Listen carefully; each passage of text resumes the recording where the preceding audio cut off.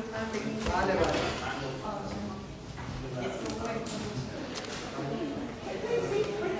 میگن لطفا بفرمایید میتونید روی صندلی ها. من اینجا شم.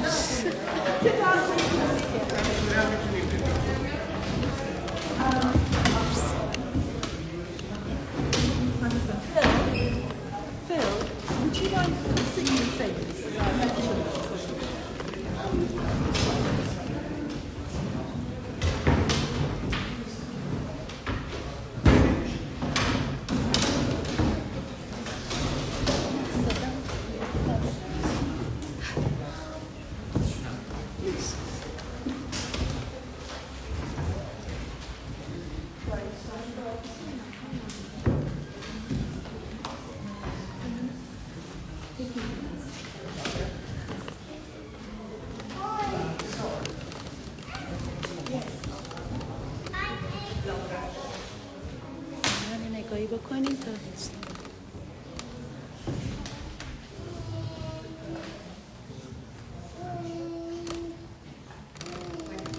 Thank you so much for inviting me here. Thank you very much. And I've come to talk to you about what I believe is the burial and the resurrection of Jesus Christ, Isa. خیلی ممنون که منو دعوت کردین اینجا هستم تا راجع به دفن عیسی-مسیح، کفن عیسی-مسیح با شما صحبت کنم. It's a very special linen cloth. It's in Turin, in northern Italy, and this is a life-size replica. کفن واقعی عیسی-مسیح رو الان در ایتالیا میتونید ببینید و این یک کپی از اون هست که به همین سایز چی میگن درست شده. Thank you. I wonder if one of the children could come and see if they can see where there's a face on this long cloth. Can they see a face? یکی از بچه‌ها دوست داره بیاد جلو و نگاه کنه ببینه که کجا میتونید صورت رو، چهره صورت رو پیدا کنید. Your face. Yes. Oh, That's well really great. Well done. It's really difficult. Yeah. It's a very faint image. But can all the children see there's a face here? زیاد واضح دیده نمیشه ولی آیا میتونید ببینید که اینجا یک صورت هست؟ There's arms here. Can you see? دستها Coming down to the legs there. و پاهاش رو میتونید ببینید. And then this is the back. این کمر هست. The head here. سر The body. و بدن. Coming down to the feet. Can you all see that? پاها. No. Okay. So this is what the shroud of Turin looks like. But actually you can see it much more clearly in a black and white negative photograph. اینو میتونید خیلی واضح‌تر در اون عکسی که از این کپی گرفته شده، عکس سیاه‌سفید ببینید. خیلی بهتر واضح‌تر دیده میشه. اگر ببینید اون بالا چهره عیسی-مسیح و بدن و پاهاش. So black and white negative photography is not a technique we use much anymore. We don't use our digital phones and things like that now, cameras. امروز زیاد استفاده نمی‌کنیم از این طور عکاسی از عکس‌های سیاه‌سفید. But when they first took the image and saw how clear it was, ولی وقتی اولین بار این عکس رو گرفتم و دیدم چقدر واضح دیده میشه، the man almost dropped the plate. He was so astonished. میشه که این رو پیدا کرد کم رو بیهوش بشه. Okay, so let's look at, can anyone tell me an injury that you know Jesus suffered? آیا میتونید به من بگید مثلا چه چیزایی رو عیسی-مسیح قسمت‌هایی زخم شد یا شکسته شد از بدنش؟ Thank you. Perfect. Thank you. A spear to the side. نیزه‌ای که فرو کردن به پهلوی او. It is here. Here. You can see the blood. We know from the science this was taken by the photographer who did the main science of the shroud in 1978. اون عکاسی که این رو عکس گرفت علوم پشت سر این چی میگن کفن رو هم رفت تحقیق کرد و دید که این از اثرات خونه که روی این کفن هست. And this is blood. The entry point for the wound is here, and the blood flows down. اون قسمتی که ایشون گفتن اونجا جایی که خون ریخته شده. Another injury? چه چیز دیگه ای فکر می‌کنید عیسی-مسیح؟ Somebody said the wrist, گفتن که مچ‌ها یک نفر. Thank you very much. He was nailed, he was crucified. The Bible doesn't tell us much about crucifixion, but we know a little from archaeology. کتاب مقدس به ما نمیگه راجع به مصلوب شدن که به چه طریقی مصلوب میکردن، جزئیاتش گفته نشده، ولی در آرکئولوژی باستانشناسی ما میتونیم این رو تحقیق کنیم و بفهمیم که چطور این عمل میشد. This is the wound to the wrist and the blood flows down. اینجا جایی که اون زخم مچ دستانشه و میتونیم ببینیم که خونی که از اونجا جاری شده. The palm doesn't hold the weight of a body, but if you nail here, it works. پس کف دست نمیتونست وزن بدنشو نگه داره، ولی پایین این مچش میتونه. Also, he had nails in his hands and his feet. Thank you, feet. و پاهاشم میخ زدن. There is a blood flow here at the foot that goes through the front of the foot. و میتونیم ببینیم اثر خونریزی که پیش پا شده از این کفن میشه دید اینو. But there is also a blood flow on the back of the feet here. پشت پاها هم این دیده میشه از خونی که از اونجا جاری شده. Which goes sideways through the heel. که از بغل دست اون چیز to the heel to پاشنه پا دیده میشه. And archaeologists have found the remains of two men who've been crucified. They still have the nail through the heel. باستانشناسان دو تا کفنی رو پیدا کردن، دو تا اسکلت هایی رو پیدا کردن که هر دو نشون میده که میخ زده شده به پاهاشون. And the nail is visible. و این میخیه که پیدا شده. 5 inches. And this is not the nail. This is a first century nail. این یک میخیه که از اون قرن اول پیدا شده. این از همون قرن اول هست. Okay, any other injuries? Thank you. The crown of thorns, he had a crown of thorns on his head. Can you see across the forehead? خاری که برای سر مسیح گذاشتن، نه کلمه اینجوری رو میخواستن. And on the back of the head here, can you see? This is a blood flow from the crown of thorns. میشه اینجا دید که این خونیه که از روی سر کشیده شده. Any other injuries? The whip. از شلاق، اثرات شلاق. The Bible says Pilate took Jesus and had him flogged. در کتاب مقدس نوشته شده که پیلاتوس دستور داد تا او رو شلاق بزنن، عیسی-مسیح رو. If you look down the back here, و اگه شما نگاه کنین این در این قسمت که قسمت کمر هست، there is whip marks all over the body. Medics think there are hundreds of wounds. اثرات شلاق رو میشه دید و اونایی که در مدیکال هستن، دکترها میتونن دیده میشه که شاید صدها اثر مختلف هست از شلاق. There is whiplash to the face, which is just here, just to the right. زخمی روی صورت او دیده میشه و سمت راست صورتش. Above whiplash to the face, there is a bruise to the cheek, to the right cheek. که یک و بروز میشه Swelling. کبودی، مرسی، کبودی دیده میشه بر بالای لپ او. The Bible tells us the servant of the high priest struck Jesus in the face. در کتاب مقدس نوشته شده اون قسمتی که های پریست، اون کشیش کاهن اعظم عیسی-مسیح رو زد تو صورتش. Jesus said, if someone hits you in the right cheek, offer him the other. عیسی-مسیح گفت هر کس شما رو به صورتتون زد، اون برای صورتتون رو بهش بگیرید. And he practiced what he preached. و او این رو انجام داد، عمل کرد.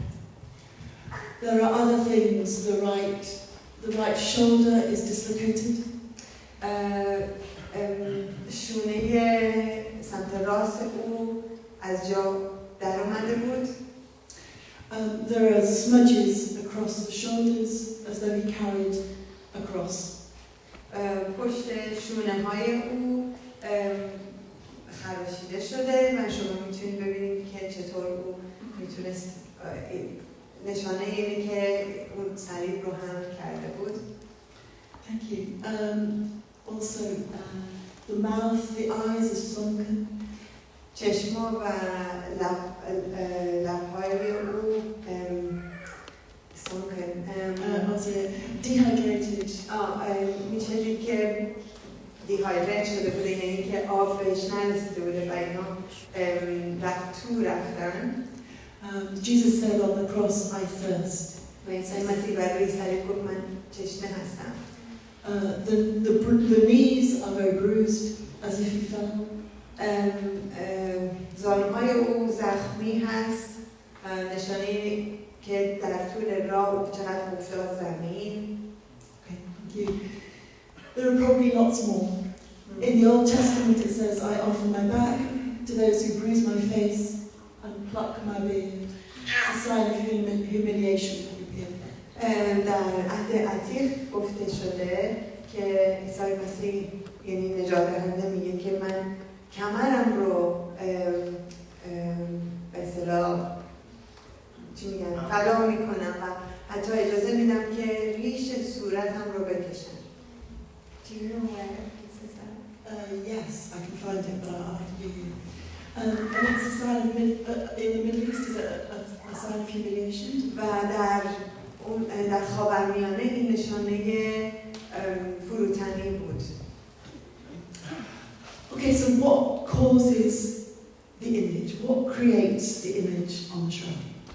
پس چه چیزی این تصویر رو ساخته، ایجاد کرده اینجا؟ Okay, so the blood we know is blood. خون رو که میدونیم که خون بود.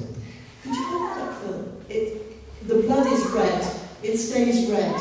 خون قرمز میمونه.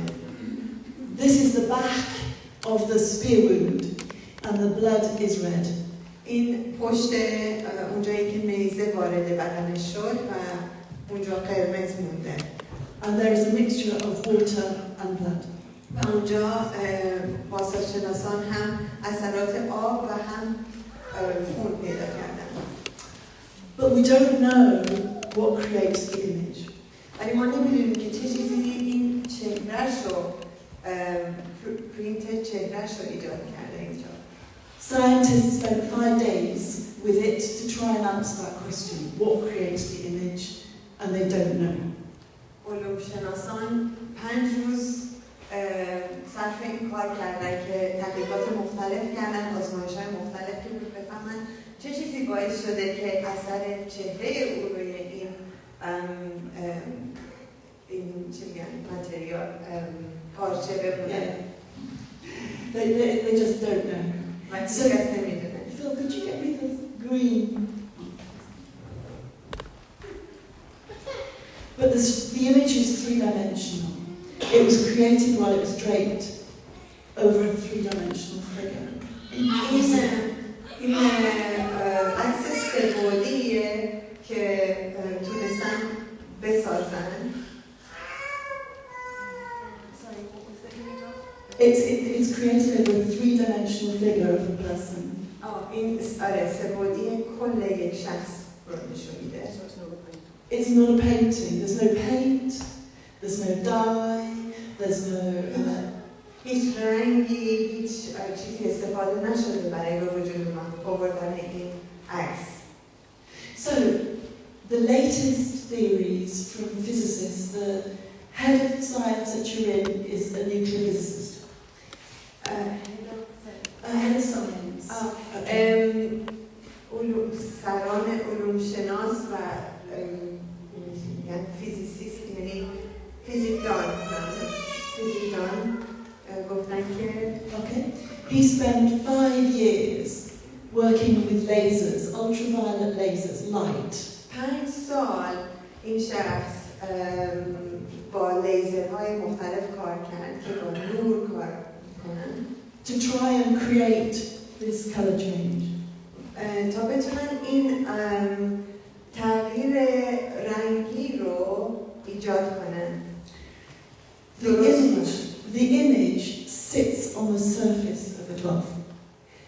این تصویر روی در واقع روی اون پارچه نشسته، یعنی تصویری که پرنت شده روی پارچه نشسته. And it penetrates to 1/10 of the diameter of a single hair on your head. و اینقدر نازکه که 1/10 نازکی یک مو هست، به این اندازه است. And he managed, Paolo dell'Astro, the scientist, managed to create that color change using ultraviolet lasers.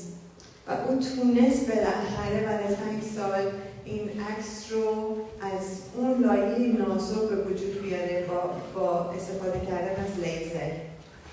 And he says you need billions of watts of power for a 40 billionth of a second.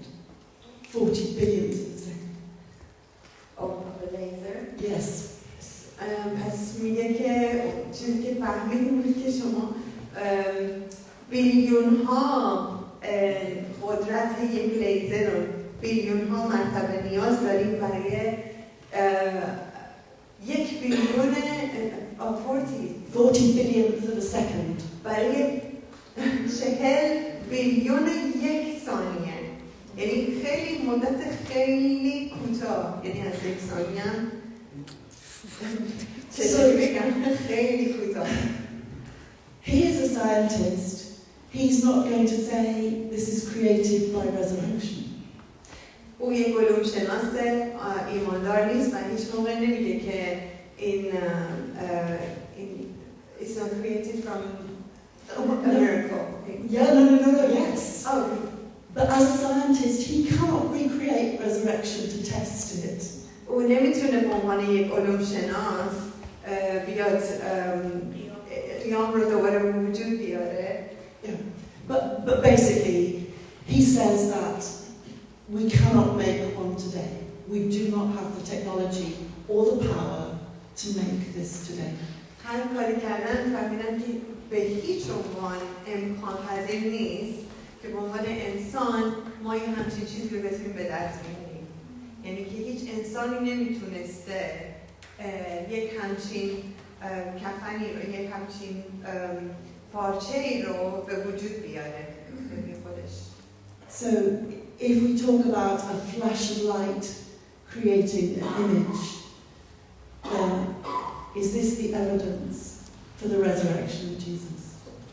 پس اگر میگیم که این امکان پذیر نبوده و فقط یک نور یوهویی خیلی قوی و خیلی کوتاه میتونسته همچین تصویری رو به وجود بیاره روی یک پارچه، پس آیا ما میتونیم بگیم که این فقط به خاطر قیام مسیح بوده، اون لحظه‌ای که او قیام کرد. He was pierced for our transgressions. He was bruised for our iniquity. او میخ رو زدن، او رو سوراخ کردن برای گناهان ما و او رو شلاق زدن برای اینکه ما آزاد بشیم از گناه. The punishment was on him, and by his stripes we are healed. و به خاطر تمام این شلاق‌ها، به خاطر زخم‌های او ما شفایی یافتیم. Jesus said, I am the resurrection and the life. عیسی-مسیح گفت من قیام و حیات هستم. And he did it for love of you. و او این کار را انجام داد برای من و شما. آمین.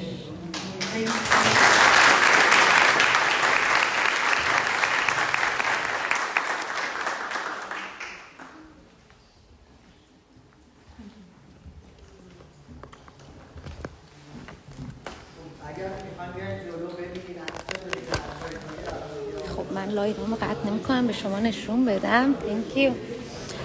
از نزدیکم ببینین. من داشتم تو فکر این شلاقه بودم. ای خدا.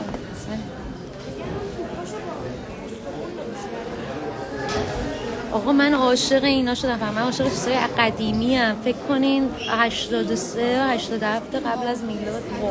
نه میلادی، ایدی. 83 تا 87 میلادی. این میخوام مال اون زمانه. میخوام رو فقط ببین تاریخشو. تاریخ میخوام دست نزن پوک میشه.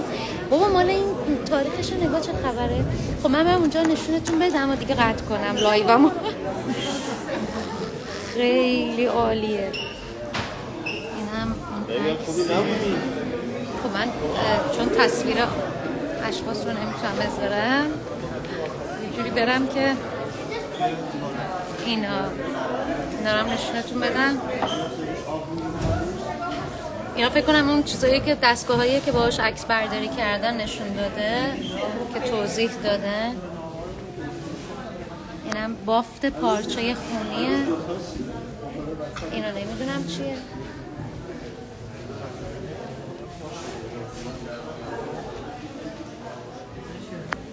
Do you know? I don't know what's that. This is the tomb, like a model of the tomb. Oh, so it's a model. Jesus' body buried here, like this. There's the shroud. Okay. این یه مدل درست کردن Just a که model. آره فقط یه مدل از اونجایی که مسیح رو در قبر گذاشتن. Okay. And what's that? This is myrrh and aloes used to anoint Jesus. Myrrh. Anoint. When the women went to the tomb. Yeah, the myrrh and aloes, Nicodemus brought myrrh and aloes. He was buried with 75 pounds of myrrh and aloes. Wow. This is the cloth that was around his head, the napkin that was around his head in John's Gospel. This is called the Sudarium of Oviedo. It's the same blood group, and the patterns match the shroud. It's the same as that one. This just matches pattern the as a mouth, pattern. and that's. I can show you how it worked if you want to know. Yeah, okay, thank you so much. This is a three-dimensional image.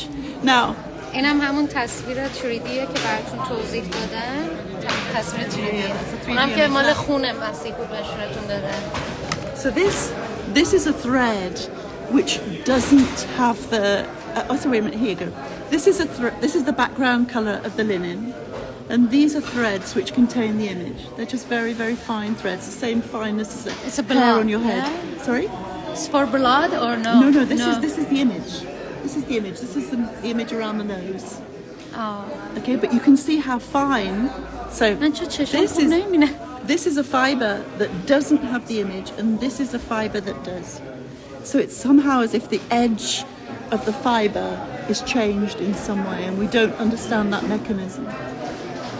I want Sarah come here and explain for me. Sorry? Okay, yeah, sure. سارا رو بچه ببینید. سارا شما به زبان داره یه چیزی اینجا توضیح. من خودم هم الان گیرم اینجا. شما این رو متوجه شدین چی میگه؟ Okay, so this is a fiber that these are the fibers of the cloth. رشته‌هایی از اون کتون چیزه که بزرگ نمایی شده از اون کتون کفنه. These are the fibers which contain the image. این عکس داره نشون میده که این بزرگ شده و داره قشنگ نشون میده. بافت پارچه رو داره نشون میده. درست فهمیدم. اوکی من فکر کنم یه چیزی که فهمیدم بعدش. So this is what a fiber is like without the image. میگه این بدون عکسه، بدون بزرگنماییه. And this is a fiber which has been changed by whatever created the image. من هم اینجا شما فهمیدم. سارا رو باید بگیم بیا شما فهمیدین خودتون رو پشت. It's some form of deoxidization of the outer surface of the fiber.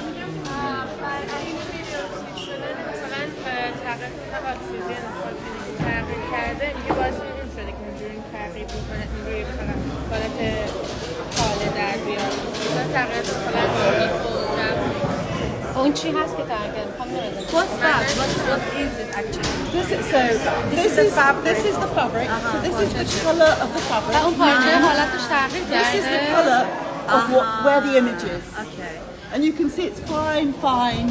این خود پارچه است این اون وقتی که فعلا could it be like the blood but it's the image it's not the blood this part This is what the blood is there. این اون تصویری که Myrrh and aloe. so this is actually the image is that the you blood. see it's sat on the top On the very top. It's measured in nanometers. and it's the you said it's the best of the light that have created that image that's We what the don't know. physicists Light, radiation, something. So خب کشف شد آقا مترجم آوردم this ببین. is a fiber that doesn't have the image. این اون قسمت از پارچه است ولی بعد از تغییر فیبرش کرد. یعنی نه این هیچ And this اتفاقی is a براش fiber نیفتاده that the surface has been changed. این اون قسمت از بافت پارچه است یعنی فیبرش نه خود پارچه این اون نخهای خیلی نازکش اینجا تغییراتی که به وجود اومده پارچه رو تغییر داده And پارچه رو we don't know how to do this. ولی نمیدونم چرا اینجوری شده.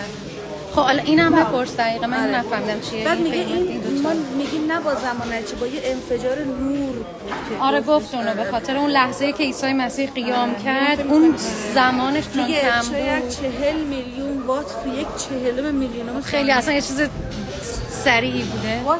This is myrrh and aloes. Myrrh is like It's a tree essence. resin. A tree resin. It's like you burn it as an incense. Yes.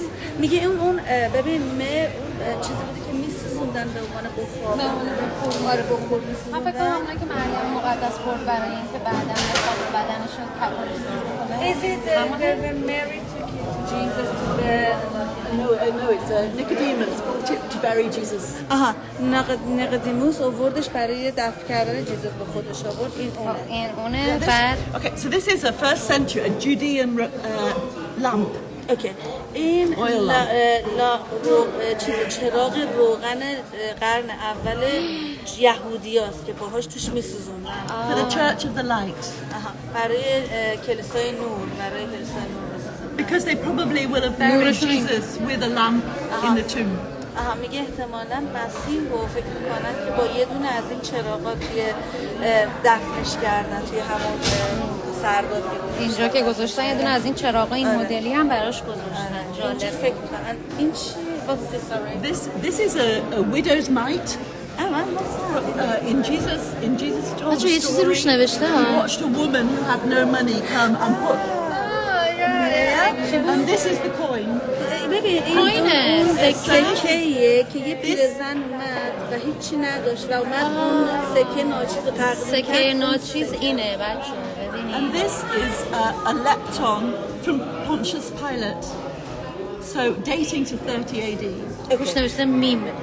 این برمیگرده به 13 AD which is before No, during 13 his AD. life. Oh, during 13. 13 AD میشه after. Oh, yeah, 18. 30 After, AD. yeah, like 18 years. سال 18 مسیح هنوز زنده بوده اون برمیگرده به اون دوران. On there is a shepherd's crook. Can you see? میگه یک عصای چوپانه این همون چیزی که باش نگه می‌داره مثلا این بالای عصاش چوب دستی بوده. در واقع مال چوپانا مثلا یه همچین نمادیه And it's possible نماد روش that there is a shepherd's crook on the eye, Okay. like a coin. A coin put on the eye to close the eyelids. Oh yeah, when they die, is it that what they do? Possible. آها. میگه احتمال داره این همون چیزی که در واقع روی چشم وقتی که میمردن مثلا فقیر بودن مخصوصا چوپانا روی چشمشون سکه میذاشتن همین چیز همچین چیزی فکر میکنن چون این بی‌ارزش‌ترین پولشون بود و این نمادی که روشه این نماد مثلا چیزی که برای چوپانا استفاده میشده حتی اون موقع احتمال داشت. مرسی خانم مترجم ممنون. One more thing, but yeah, the shroud was carbon dated by scientists in 1988. 1988 مثالت با مثالت علمی که کربن استفاده میکنن که برای اینکه سن چیزی با کربن میتونن تشخیص بشن بدن اینو استفاده کردن کربن باهاش. And they said that it was medieval. The cloth. Okay. میگه استفاده کردن و این خیلی قدیمی تر بوده. Medieval goes back to so they said about 1260 to 1390. Okay, 1390. مثلا برمیگشه به خیلی باز قبل از مسیح، یعنی این پارچه انگار از قبل آماده شده بود همچین. The problem is carbon dating is only ever as good as a sample that you take. میگه ولی وقتی که کربنی مثلا با کربن استفاده میکنن میگه اون پارچه یه جوریه که بستگی به اون سامپل داره که دارن استفاده میکنن. Can I show you where they took it? They took it here.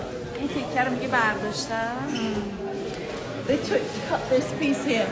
اینجا رو کات کردن برداشتن. And you can see it's not the same color as this. میگه اونجا شبیه همرنگ. And we now know this is Oxford University's sample that they tested for carbon dating. And you can به آکسفورد یونیورسیتی اینو استفاده کرده این سامپل.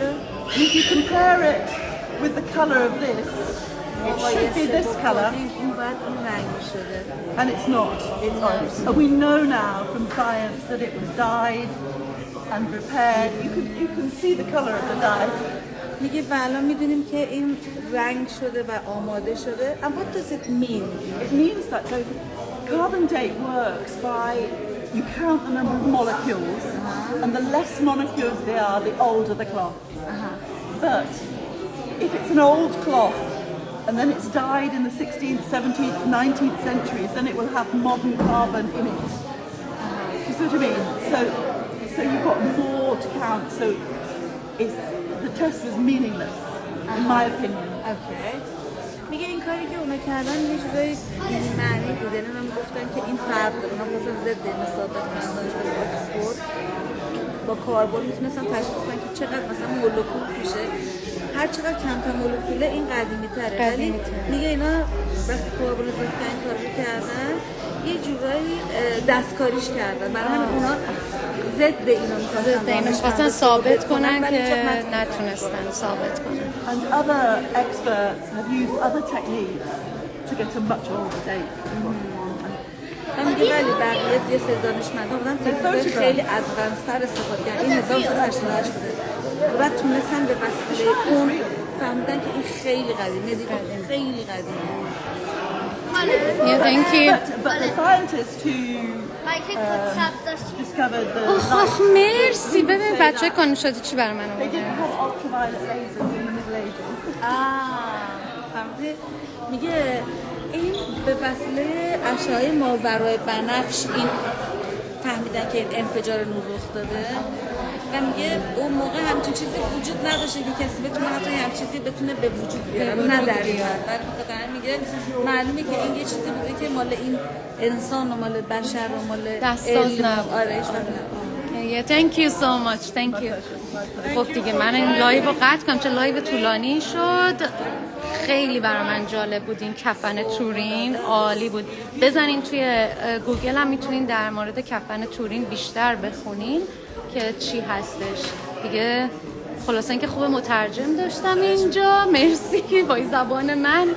آره ممنون که همراه ما بودیم. مرسی فرامک، مرسی از همگی. فوق العاده بود. اصلا دلم نیامد لایو رو قطع کنم اینو نشون شما هم ندم. امیدوارم که شما برکت گرفته باشین. خدا نگهدارتون.